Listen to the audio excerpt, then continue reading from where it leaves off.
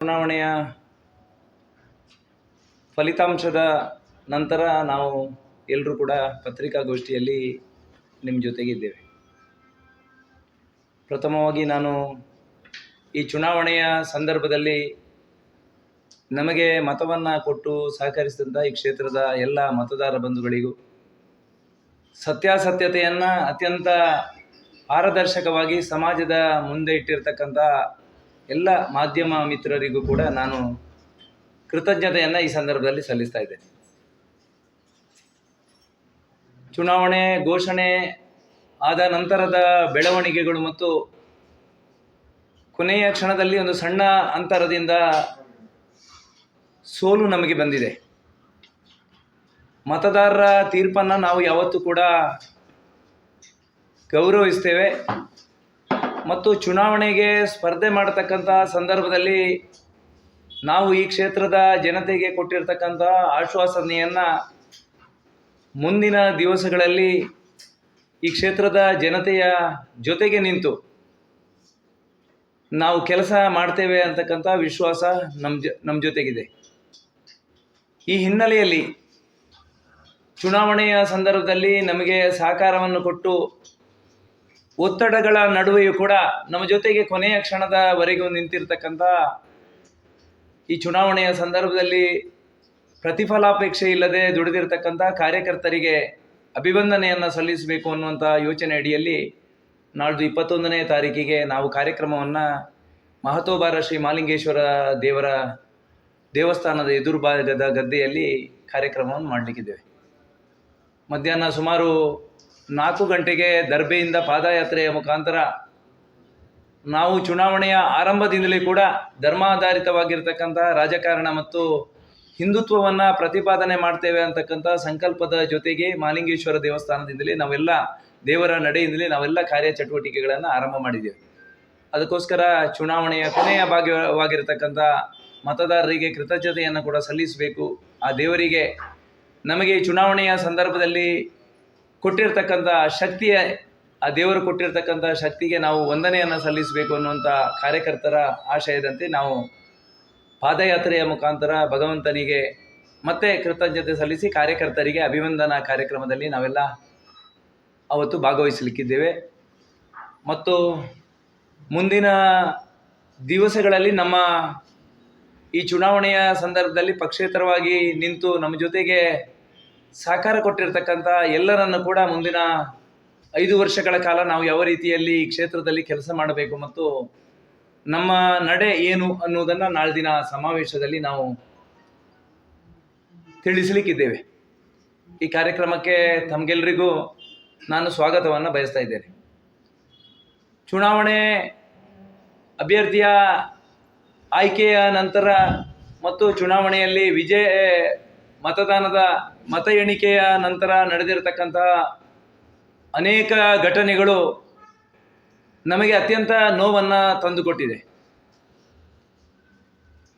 ವಿಟ್ಲದಲ್ಲಿ ಸಹೋದರಿಯರ ಮೇಲೆ ನಡೆದಿರತಕ್ಕಂಥ ಅತ್ಯಾಚಾರದ ಪ್ರಕರಣ, ವಿಟ್ಲ ಭಾಗದಲ್ಲಿ ಗ್ಯಾಸ್ ಸಿಲಿಂಡರನ್ನು ಪೂರೈಸತಕ್ಕಂಥ ಹಿಂದುವಿನ ಮೇಲೆ ಹಲ್ಲೆ ನಡೆಸಿರ್ತಕ್ಕಂಥ ವಿದ್ಯಮಾನ, ಕೂರ್ನಾಟಕ ಭಾಗದಲ್ಲಿ ಕೇಸರಿ ವಸ್ತ್ರವನ್ನು ಹುಟ್ಟಿದ್ದಾರೆ ಅಂತಕ್ಕಂಥ ಒಂದೇ ಒಂದು ಯೋಚನೆಗೋಸ್ಕರ ಅವರನ್ನು ಎಳೆದು ಹಾಕಿ ಹಲ್ಲೆ ಮಾಡಿರ್ತಕ್ಕಂಥ ವಿದ್ಯಮಾನ, ಮೊನ್ನೆ ಕಾವಿನಲ್ಲಿ ನಡೆದಿರ್ತಕ್ಕಂಥ ಫ್ಲೆಕ್ಸ್ ಅಳವಡಿಕೆಯ ಸಂದರ್ಭದಲ್ಲಿ ಮಸೀದಿಯಿಂದ ಹೋಗಿರ್ತಕ್ಕಂಥ ಮಕ್ಕಳು ಆ ಫ್ಲೆಕ್ಸಿಗೆ ಕಲ್ಲನ್ನು ಬಿಸಾದಿಗೆ ಹರಿದು ಹಾಕತಕ್ಕಂಥ ವಿದ್ಯಮಾನ, ಸವಣೂರು ಭಾಗದಲ್ಲಿ ಅಮಾಯಕ ಕಾರ್ಯಕರ್ತರ ಮೇಲೆ ಕೇಸರಿಗೆ ಅವಮಾನ ಮಾಡತಕ್ಕಂತಹ ವಿದ್ಯಮಾನ, ನಿನ್ನೆ 15ನೇ ತಾರೀಕಿಗೆ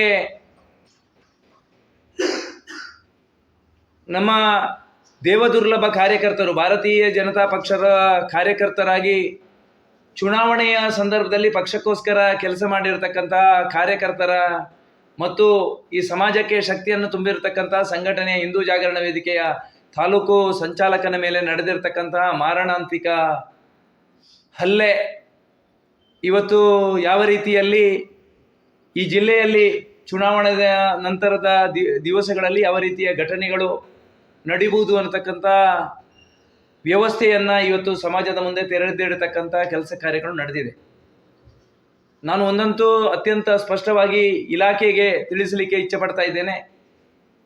ಇಂತಹ ಘಟನೆಗಳು ಮರುಕಳಿಸದಂತಹ ರೀತಿಯಲ್ಲಿ ಇಲಾಖೆ ಕಾರ್ಯೋನ್ಮುಖವಾಗಬೇಕು. ಒತ್ತಡದ ನಡುವೆ, ಈ ಒತ್ತಡದ ವಿಚಾರ ಯಾಕೆ ಉಲ್ಲೇಖ ಮಾಡ್ತೇನೆ ಅಂತ ಹೇಳಿದರೆ, ನಿನ್ನೆ DYSP ಕಚೇರಿಯಲ್ಲಿ ನಡೆದಿರತಕ್ಕಂಥ ಮಾರಣಾಂತಿಕ ಹಲ್ಲೆ ಅದು ಒತ್ತಡದ ಮುಖಾಂತರ ಆಗಿರುವಂಥದ್ದು ಅಂತೇಳ್ರಿ ಜನಸಾಮಾನ್ಯರಿಗೆಲ್ಲರಿಗೂ ಗೊತ್ತಿದೆ. ಸುಮಾರು 150-200 ಕಾಲುಗಳು ನಮಗೆ ಬಂದಿತ್ತು. ಯಾವ ಒಂದು ಸಣ್ಣ ವಿಚಾರಕ್ಕೋಸ್ಕರ ಆ ಕಾರ್ಯಕರ್ತರ ಮೇಲೆ ಹಲ್ಲೆ ಮಾಡಿರುವಂಥದ್ದು ಇಡೀ ಸಮಾಜ ತಲೆ ತಗ್ಗಿಸುವಂತಹ ರೀತಿಯಲ್ಲಿ ನಡೆದಿರುವಂಥದ್ದು ಅತ್ಯಂತ ದುರಂತ ಅಂತ ಈ ಸಂದರ್ಭದಲ್ಲಿ ನಾನು ಉಲ್ಲೇಖ ಮಾಡಲಿಕ್ಕೆ ಇಚ್ಛೆ ಪಡ್ತಾ ಇದ್ದೇನೆ.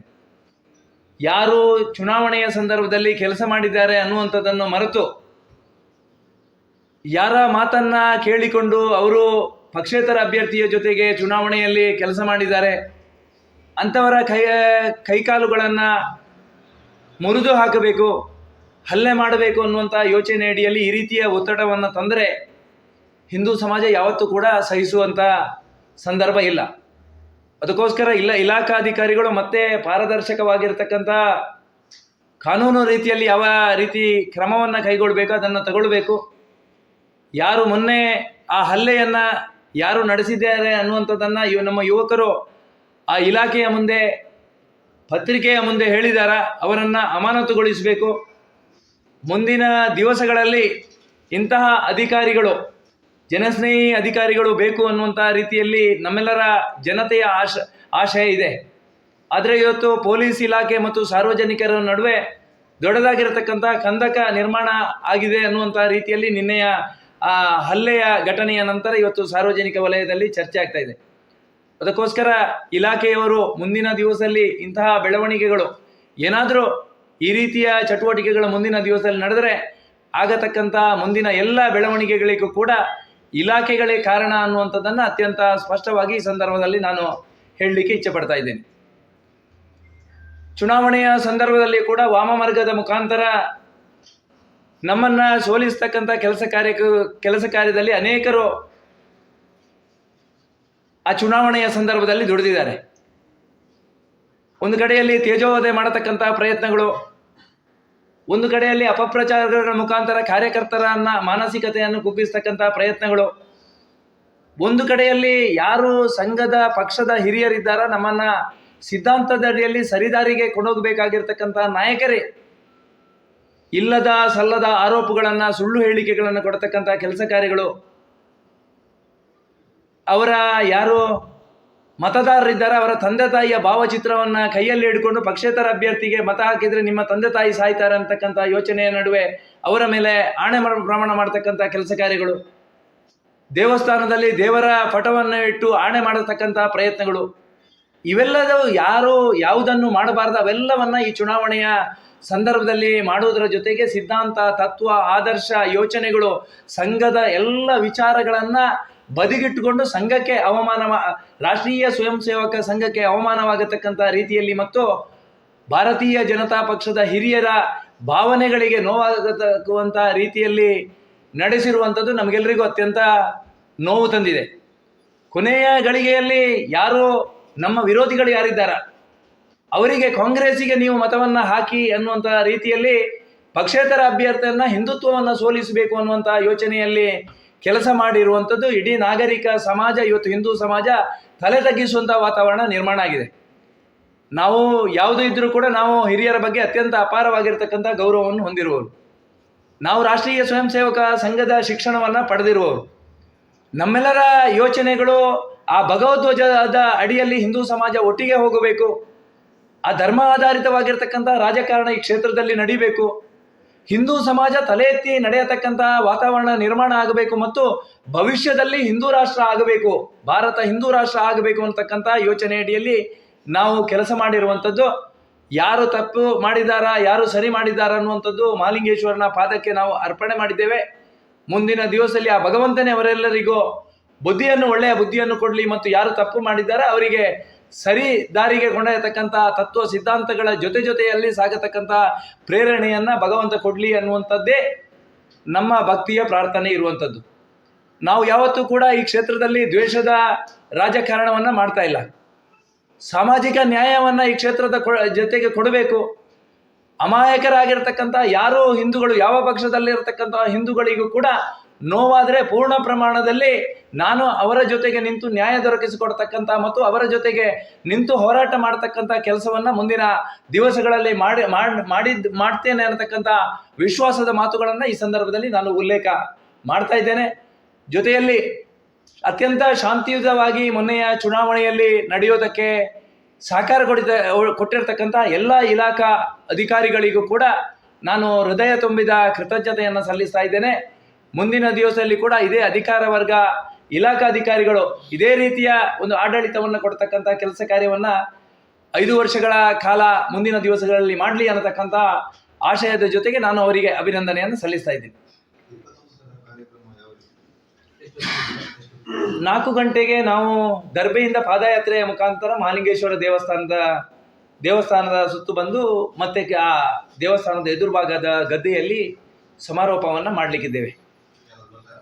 ಆ ಸಮಾರೋಪಕ್ಕೆ ಒಬ್ಬರನ್ನ ಭಾಷಣಕ್ಕೆ ಕರಿಬೇಕು ಅನ್ನುವಂಥ ಯೋಚನೆ ನಡೆದಿದೆ. ಅದು ಒಂದು 2 ದಿವಸದಲ್ಲಿ ಅದನ್ನು ನಾವು ತಿಳಿಸುವಂಥ ವ್ಯವಸ್ಥೆಯನ್ನು ಮಾಡ್ತೇವೆ. ಪಕ್ಷದ ಅಭ್ಯರ್ಥಿ